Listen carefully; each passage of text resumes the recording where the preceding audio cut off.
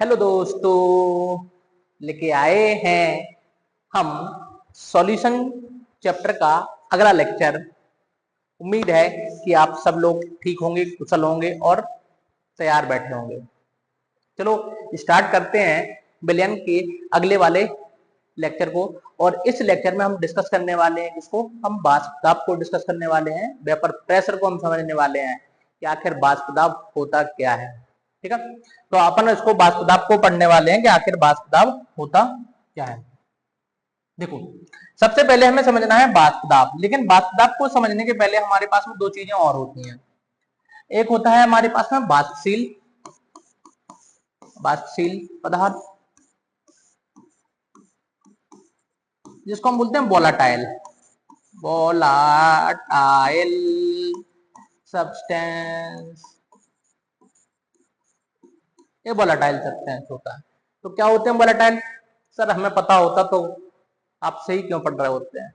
Volatile का मतलब होता है, तो देखो हम समझाते हैं आपको। वोलाटाइल का मतलब होता है वाष्पशील, जिसकी वाष्प बन सकती है, जो वाष्पीकृत हो सकता है।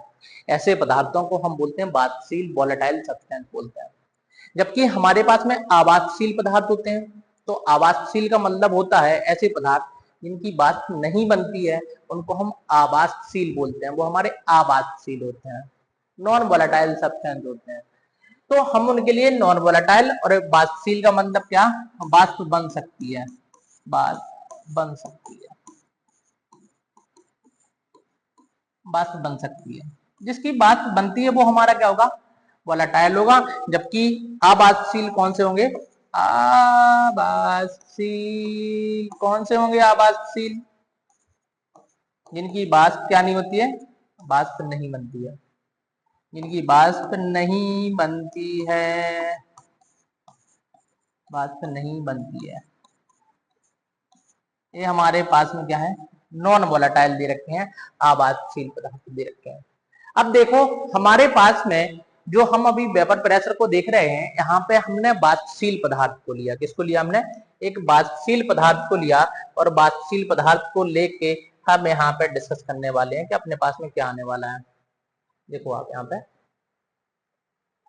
हमने एक पात्र लिया, इस हमने पात्र को लिया, हमने पात्र लिया, और इस पात्र के अंदर हमने एक वाष्पशील पदार्थ को भर के रखा है। कि हमारे पास में कौन सा पदार्थ है? वाष्पशील पदार्थ होता है। वाष्पशील पदार्थ अपने पास में देखने के लिए मिलता है। ए हमने भर दिया कौन सा पदार्थ? ये है, हमने भरा यहाँ पे वाष्पशील पदार्थ को भर दिया, और ये वाष्पशील पदार्थ है। और वाष्पशील पदार्थ के बाद हमने इस पात्र को ऊपर से ढक्कन से बंद करके रख दिया। कि हमने ढक्कन से इसको बंद करके रख दिया, ढक्कन से बंद कर दिया। अब देखो अपन को देखने के लिए क्या मिलने वाला है। यहाँ पे हमने देखा कि जो अपने पास में वाष्पशील पदार्थ होते हैं, ये किसी भी ताप पर क्या होते हैं? वाष्पीकृत होते हैं। कम ताप पर भी होते हैं, ज्यादा ताप पर भी होते हैं। तो कुछ बुक वाले आपको वाष्प दाब समझाते समय इस पात्र को क्या कर रहे होते हैं? गर्म कर रहे होते हैं, कुछ नहीं गर्म कर रहे होते हैं। तो अपन वाष्पन की बात कर रहे हैं, कोई क्वथनांक की बात नहीं कर रहे हैं कि क्वथनांक बिंदु से अपन को ऊपर जाना है। जो वाष्पन की क्रिया होती है वो हर एक ताप पर संभव होती है। तो हम यहाँ पे वाष्प दाब की बात करेंगे, वाष्पन की बात करेंगे, तो हमने इसको क्या नहीं किया? गर्म नहीं किया। और गर्म नहीं किया तो होता क्या है कि अपने पास में जो द्रव भरा हुआ है, द्रव में दो प्रकार के कण उपस्थित होते हैं। एक सतह के ऊपरी भाग के कण होते हैं और एक सतह के मध्य भाग के कण होते हैं। इन पर मध्य में जो बीच में उपस्थित होते हैं, इन कणों पर संतुलित बल लग रहे होते हैं, इसके कारण ये स्थायी होते हैं। जबकि जो ऊपरी सतह के जो कण होते हैं, इनके ऊपर संतुलित बल नहीं लग रहे होते हैं। यहाँ पे तो संतुलित करने के लिए है, लेकिन ऊपर संतुलित करने के लिए इनके लिए कुछ भी नहीं है, कुछ भी ऊपर बल नहीं है, जिसके कारण एक अधिक गतिशील होते हैं, क्योंकि संतुलित होना चाहते हैं। इसीलिए संतुलित होने के लिए जो रिक्त स्थान है, जो खाली रिक्त स्थान पड़ा है, इस रिक्त स्थान में जाना प्रारंभ कर देते। मतलब ये जो कण है वो ऊपर जाना स्टार्ट करेगा। जो ऊपरी सतह के कण है, ये कहाँ पे? ऊपर जाना प्रारंभ करने वाले हैं, ऊपर जाना प्रारंभ करेंगे। और जब किसी द्रव के कण वाष्प में परिवर्तित होते हैं, तो इस क्रिया को हम बोल देते हैं वाष्पन। क्या बोल देते हैं भैया? ये होती है हमारी वाष्पन। कौन सी? वाष्पन।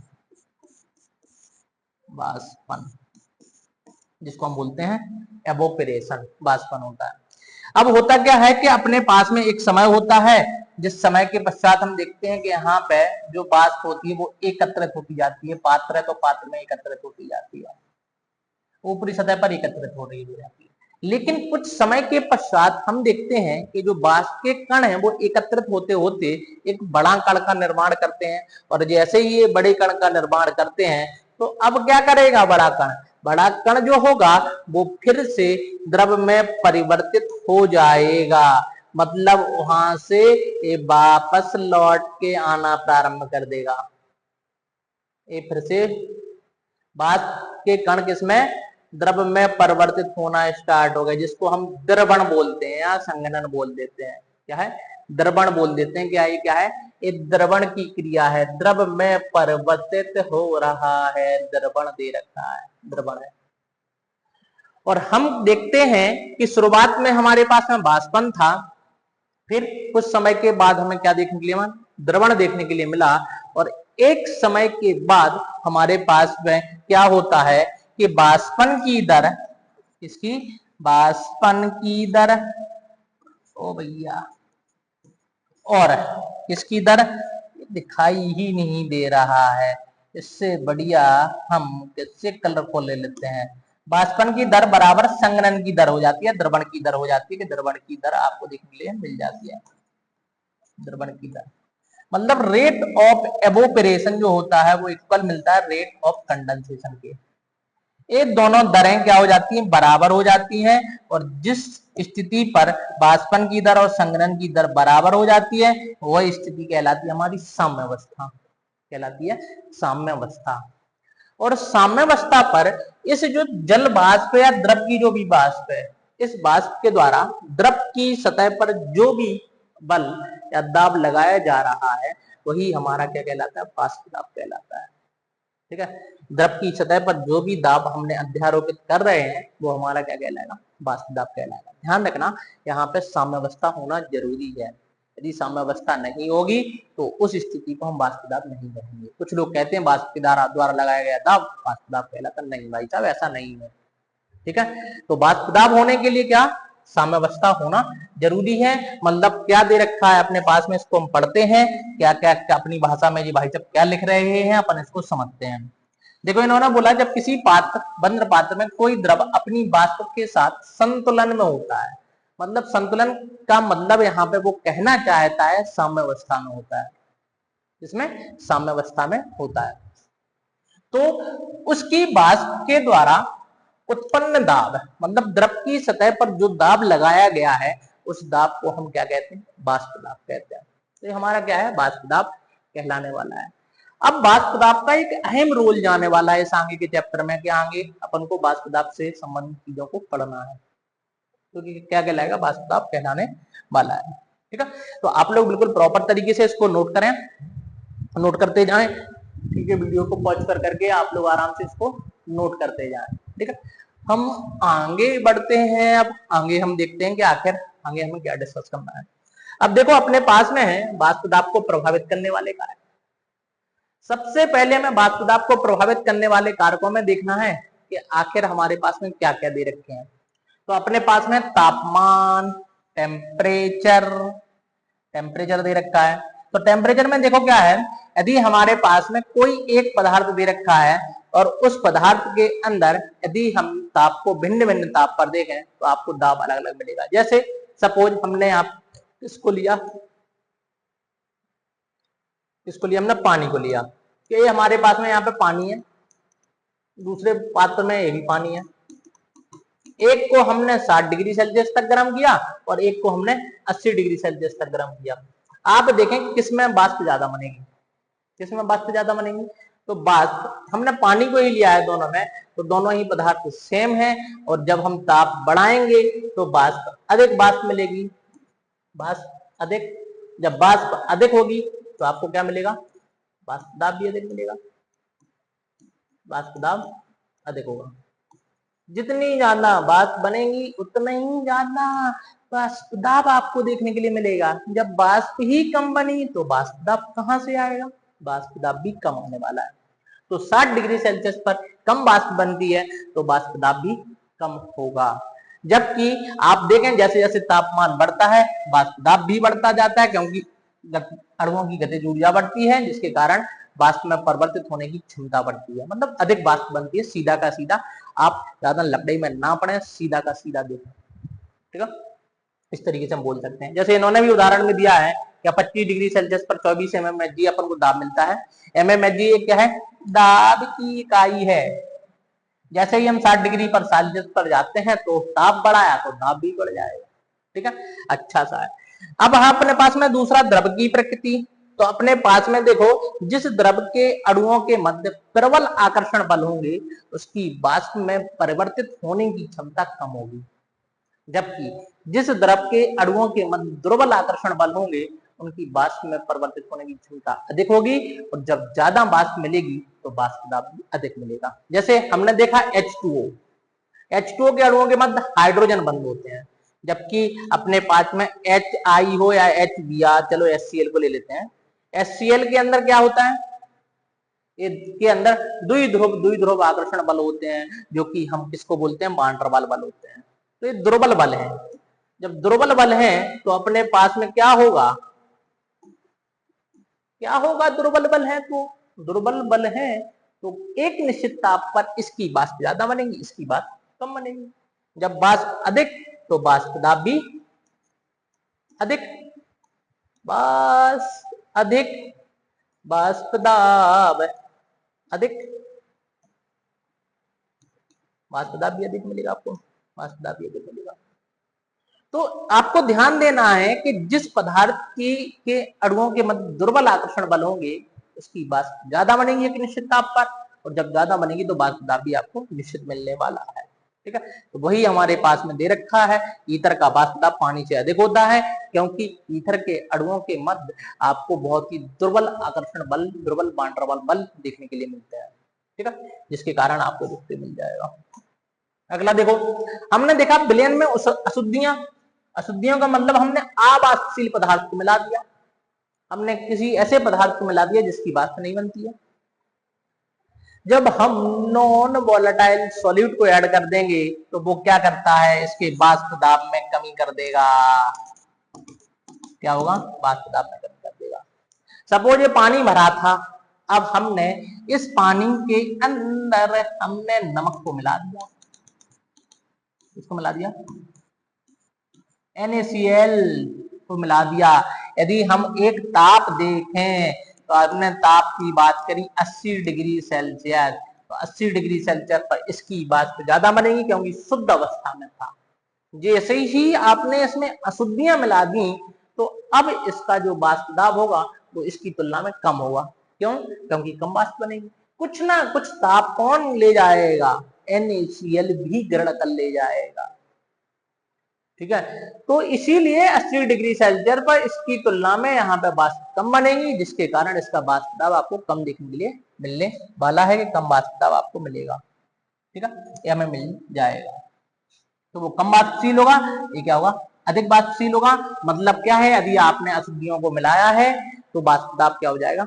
घट जाएगा, वाष्प कम बनेगी। जब वाष्प कम है तो वाष्प दाब भी क्या है? कम है, वाष्प दाब भी आपको कम मिल जाएगा, तो वाष्प दाब कम आ जाएगा, ठीक है। इस तरीके से हम इसकी बात कर लेंगे। अगला देखो हमारे पास में क्या दे रखा है? बाहरी दबाव। बाहरी दबाव का मतलब ऊपर से आप दाब डाल रहे हैं, आप ऊपर से ज्यादा दाब लगाओगे, सपोज कोई पदार्थ वाष्प में परिवर्तित होने वाला है, कोशिश कर रहा है, लेकिन आप ऊपर से जम के धक्का लगा रहे हो, तो धक्का लगाओगे तो होगा क्या? वो पदार्थ क्या वाष्प में परिवर्तित हो पाएगा? नहीं बाबा नहीं, वाष्प में परिवर्तित नहीं हो पाएगा। मतलब बाहरी दाब कम हो तो वाष्प दाब अधिक मिलेगा, अधिक वाष्प बनेगी और अधिक वाष्प दाब आपको मिलने वाला है, ठीक है। तो इस तरीके से आपको ये वाला कारक भी प्रभावित कर सकता है, कि हम इस तरीके से हम इसकी बात कर सकते हैं, ठीक है। कहाँ पहुंच गया भाई साहब हम? हमारे पास में वाष्प दाब को क्या कर सकता है? प्रभावित कर सकता है, कि हम इस तरीके से वाष्प को प्रभावित कर सकते हैं। तो अपने पास में आपको हमने किसको समझाया, हमने वाष्प दाब को समझाया कि हमारे पास में वाष्प दाब किस तरीके से प्रभावित करने वाला है।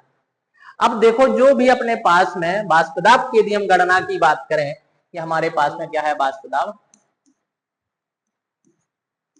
चलो एक कारक और है कि वाष्प दाब जो है वो किस पे, पात्र की प्रकृति पर निर्भर नहीं करता है कि आपने पात्र को कैसा बनाया है। कि सपोज हमने देखा कि आपने सोचा कि हमारे पास में पानी हमने बराबर मात्रा में लिया, लेकिन हमने पात्र को कुछ इस स्थिति वाला ले लिया। कि आप सोचें कि हमने सुंदर सुंदर सा ऐसे पात्र बना के रख दिया, हमने पात्र का आकार ये बना के रख दिया, हमने ये बना के रख दिया। जब हम पात्र का आकार कुछ इस तरीके से बनाएंगे, इस तरीके से हम बनाएंगे, तो हमें यहां से क्या देखने के लिए मिलेगा, हमें देखने के लिए मिलेगा कि पदार्थ आपने समान लिया है तो वाष्प दाब जो होगा वो सारे के सारी चीजों का वाष्प दाब आपको एक समान मिलने वाला है, कोई वाष्प दाब में अंतर मिलने वाला नहीं है। मतलब हर एक पदार्थ का यहाँ पे हर एक पात्र का जो वाष्प दाब होगा वो एक समान होगा, क्योंकि हम पदार्थ क्या लिए, सपोज हमने सब में ही क्या भर के रखा है, पानी भर के रखा है, और तीनों की तीनों जो स्थितियां हैं ये पात्र की प्रकृति आकार आकृति पर निर्भर नहीं करती हैं, कि आकार आकृति पर निर्भर कर जाएंगी, इस पर निर्भर करने वाली नहीं।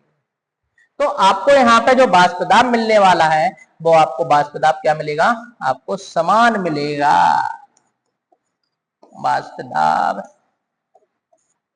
समान मिलेगा, वाष्प दाब आपको एक समान मिलेगा, चाहे वो पी ए बराबर, हमने इसको यदि ए माना, P not a, P not be और पी नॉट हम सी की बात करें, तो हमें वाष्प दाब क्या मिलेगा, एक समान मिलेगा, तीनों के तीनों पात्रों का हमें वाष्प दाब एक समान मिलने वाला है। मतलब ये पात्र की प्रकृति पर निर्भर नहीं करता। अब देखो है क्या, यदि हम बात करें आगे, तो आगे हम देखते हैं कि क्या, इसको आप आराम से पॉज करके नोट कर लेना। यदि हम बात करें कि वाष्प दाब की गणना की, कि हम आखिर वाष्प दाब को कैसे ज्ञात करते हैं, तो हमारे पास में यदि कोई भी पदार्थ दे रखा है, उस पदार्थ का जो हम वाष्प दाब देखते हैं वो हम प्रैक्टिकली ही ज्ञात करते हैं। किसी भी शुद्ध पदार्थ का जो वाष्प दाब होता है वो हम प्रायोगिक रूप से ही ज्ञात करते हैं, कि हमारे पास में प्रायोगिक रूप से मिलेगा। तो हम देखते हैं कि वाष्प दाब की गणना की हम बात करते हैं कि वाष्प दाब की हम गणना कैसे करते हैं, तो हम कैसे करते हैं देखते हैं, ऐसे करते हैं, वाष्प दाब की गणना। तो वाष्प दाब की गणना करने के लिए यहाँ पे बताया गया कि जो भी पदार्थ यदि हमारा शुद्ध अवस्था में है, शुद्ध अवस्था का कहने का मतलब क्या, हमने इसके अंदर कुछ भी नहीं मिलाया, शुद्ध अवस्था में हमने अभी आपस में दोनों को मिलाया नहीं, और जब हमने नहीं मिलाया शुद्ध पदार्थ का जो वाष्प दाब है वो हम ज्ञात करते हैं कैसे, शुद्ध पदार्थ का जो वाष्प दाब है वो हम ज्ञात करते हैं कैसे, प्रायोगिक रूप से प्रैक्टिकली ज्ञात किया। और सपोज हमने वो शुद्ध पदार्थ ए लिया था, तो उसका जो वाष्प दाब है वो पी नॉट ए होगा, हम पी नॉट के रूप में उसको क्या करने वाले, मापने वाले हैं, कि हमारे पास में वो पी नॉट होगा। ठीक है, अगला देखो अपने पास में क्या दे रखा है, यदि हम बात करें कि हमारे पास में पदार्थ बी दे रखा है, और शुद्ध पदार्थ का यदि हम वाष्प दाब की बात करें, शुद्ध पदार्थ के वाष्प दाब की, तो हम देखते हैं कि शुद्ध पदार्थ का जो वाष्प दाब है वो अपने पास में कितना, पी नॉट भी होगा। लेकिन यदि हमें किसी अन्य ताप और किसी अन्य स्थिति पर ज्ञात करना है तो हम वहां पे दो केसों को लेके जाते हैं। पहला केस ये लेके जाते हैं कि सपोज हमारे पास में विलेय और विलायक दोनों ही वाष्पशील है, मतलब दोनों की क्या बनती, वाष्प बनती, दोनों ही वाष्पशील है। जबकि दूसरा वाला केस हम क्या लेके जाएंगे कि विलेय हमारा अवाष्पशील है, जबकि विलायक हमारा क्या है, वाष्पशील है। हम ए वाला केस यहाँ पे लिखे चलने वाले हैं। तो हम वाष्प दाब की गणना करने के लिए हम यहाँ पे राउल्ट्स के नियम का उपयोग करते हैं, कि हम राउल्ट्स के नियम को ही पढ़ने वाले हैं यहाँ पे, कि हम राउल्ट्स के नियम को पढ़ेंगे यहाँ पे। ठीक है। तो राउट्स के नियम को पढ़ने के लिए हम देखते हैं आगे कि अपने पास में कैसे हमें यहाँ पे